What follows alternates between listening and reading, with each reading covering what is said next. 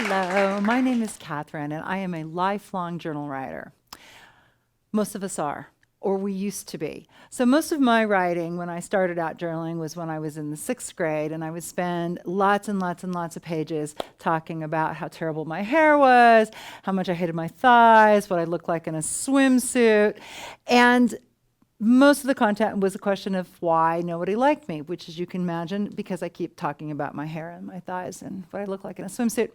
So years of this, I did years of this. It's not a bad thing. So when you write, you're going to bitch in your journal. It's not a bad way of going about complaining, because it's much better than complaining to your loved one. It's much better than complaining to your friends.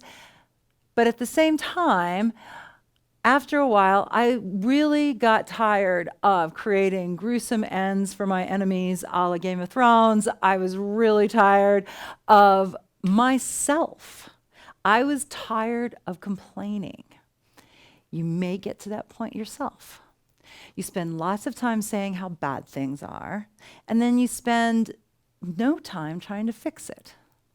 So what I have discovered in my studies is that as you write, you can actually change your whole reality and your own way of thinking simply through rewriting.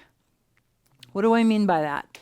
As you write complain, complain, complain, complain, complain, complain, complain. Then write about what you want to do differently. Write about what you want to do instead. And I'll give you an example.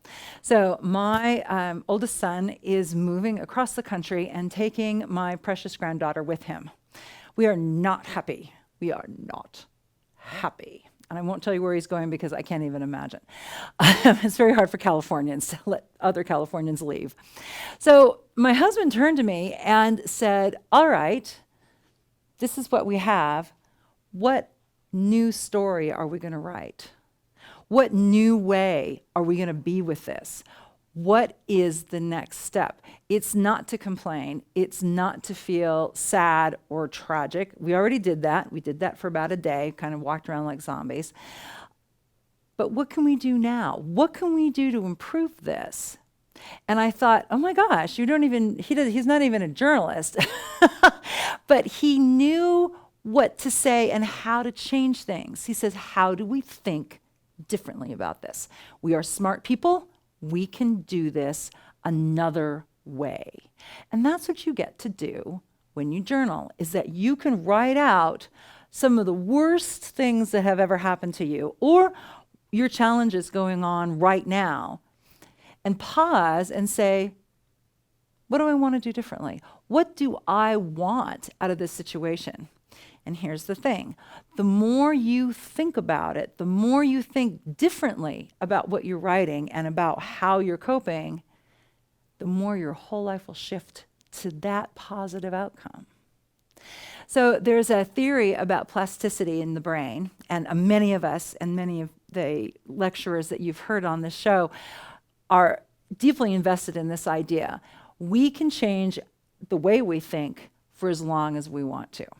The old way of thinking, literally, is that once we graduated from college, we were done. That was it. You learned everything you were going to learn. You're all finished, which was nice because then I have 2 degrees in literature, so I'm thinking, great, I'll just read really crappy books for the rest of my life. How happy is that? Not so, though. You can change how you think forever because of plasticity. Our brains are actually more plastic than we thought.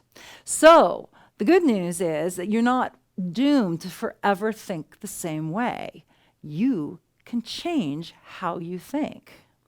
So because we can rewrite our brains at any time, and good news, the rewriting does not include endless crossword puzzles, because that was the first thing they came up with. Do crossword puzzles, you won't get Alzheimer's, but it doesn't scale, which is a relief because I hate crossword puzzles. But writing does change across the board. It is a scalable activity. So when you journal, you actually can change how you're focused on things. You can change how you do things. You can change how you want things to come out. Now, you're not going to change anybody else. You're just changing how you respond. But that alone is going to make an enormous difference in how you function in the world and in how you receive the next section of reality as you walk out the door. So, I just had a recent debate on whether or not you should handwrite, speak, dictate, video, or type. What's the best way if you're looking for a transformative result? And the debate raged around a fellow coach who was commenting on she could just walk around, dictate her book, dictate her thoughts, and send it off to a transcriber, and voila, she had a perfect book, perfect article every time. I've read that before. But it's from her head.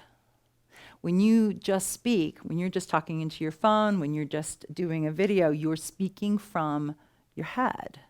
When you handwrite, and handwrite is, just to answer the question, handwriting is the most focused, transformative methodology. So in other words, handwrite what you want to have happen, and your whole body will pay attention.